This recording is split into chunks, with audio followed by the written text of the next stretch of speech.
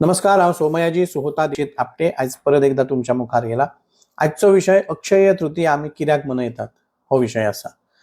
तर सगळ्यात महत्वाचो मुद्दो जो आमकां पुराणांत दाखलो मेळटा अक्षय तृतीयेचो तो म्हणजे महर्षी व्यासांनी जे महाभारत बरयलें आणि म्हणजे सांगलें आणि गणपतीन बरयलें तो जो म्हणजे ते काव्य बरोवपाक जी सुरवात केली ती अक्षय तृतीयेक अशें एक वचन आसा। आणि कहाणी म्हणाल जाल्यार एक कहाणी अशी येता की एक धर्मदास नावाचो एक मनीस आसलो आणि तो खूप गरीब आसलो आणि तो सदांच देवा कडेन सांगतालो की म्हाका असो गरीब दवरूं नाका, म्हाका श्रीमंत जावपाची इच्छा आसा। आणि एक दीस परमेश्वरान तेचे साकडे ऐकलें आणि एक ब्राह्मण तेका मेळ्ळो वाटेक। तर हेणे तेका सांगलें की आपूण खूप दरिद्री आसा, आपल्याक द्रव्य मेळची आपली इच्छा आसा, हे ब्राह्मण देवता, तुम्ही कितें म्हाका उपाय सांगात म्हणून।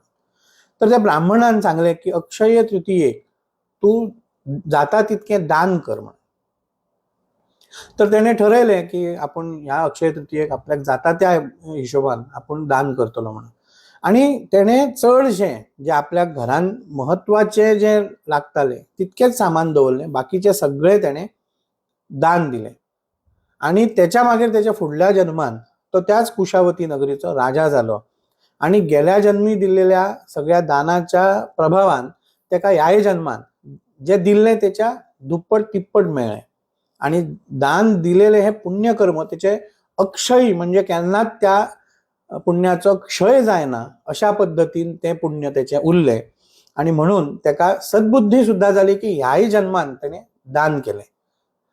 आता अक्षय तृतीया या फक्त नावाची फोड जर केली जाल्यार आणि क्षय, क्षय म्हणजे जे सोंपता आणि अक्षय म्हणजे जे केन्नाच सोंपना आणि जे तुम्ही त्या दिसाचे दान करतात ते केन्नाच तुमकां म्हणजे दान केलेले जे पुण्य आसा ते केन्नाच सोंपचें ना अशा पद्दतीन ही अक्षय तृतीया आसा।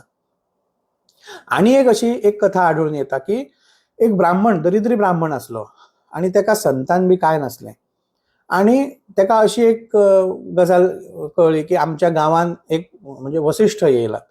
तेन्ना तेच्या बायलेन सांगलें की तुमी वसिश्ठा कडेन वचून सांगात आणि तेच्या कडल्यान कितें तरी मार्गदर्शन घेयात। तेन्ना तो बायलेचें आयकून वसिश्ठ मुनी कडेन गेलो, ताणें आपलें सगळें गाराणें सांगलें की आपूण दरिद्री आसा, आपल्याक संतान ना, ती जावची, आपूण कितें करूं। तर वसिश्ठान तेन्ना तेका सांगलें की अक्षय तृतीयेचें व्रत तूं कर, त्या दिसा ब्राह्मणाक आपय, विष्णूची पुजा कर आणि भरपूर दान दी।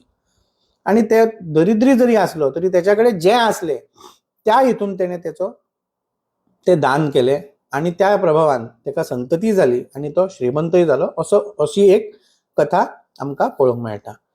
त्या दिसा परशुरामांची सुद्धा म्हणजे भगवान परशुराम जो आमच्या कोकणाची भूमीची निर्मिती केला त्याचो जन्म सुद्धा हो अक्षय तृतीयेचो।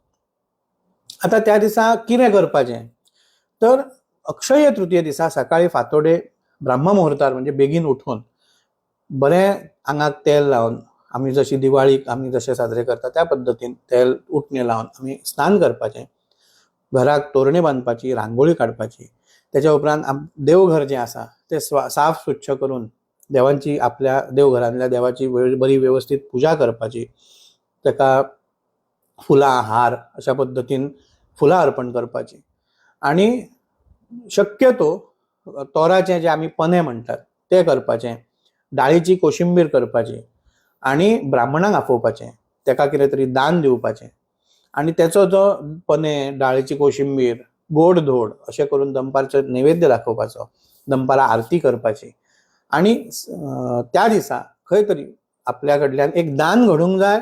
आणि आमी एक पद्दत अशी आहा की आमी सुवर्ण विकत घेता। सुवर्ण विकत घेवपाचें सुद्धा कारण अशें की ते आमी घेतलेले जो घेवपाची जी क्रिया घडली ती अक्षय जावची म्हणून त्या दिसा सोने विकत घेतात। म्हणजे अशी आमी अनेक सोने घेवपाचे प्रसंग अक्षय असे प्रसंग आमचेर येवचे म्हणून त्या दिसा आमी भांगर विकत घेतात।